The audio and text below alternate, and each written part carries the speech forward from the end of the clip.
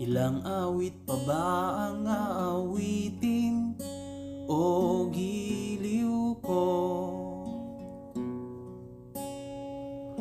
Ilang ulit pa ba ang uulitin o giliw ko?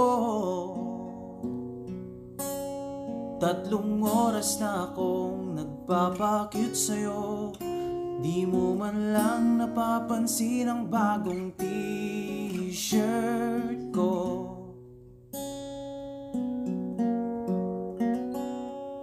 Ilang isaw pa ba ang kakainin o giliw ko?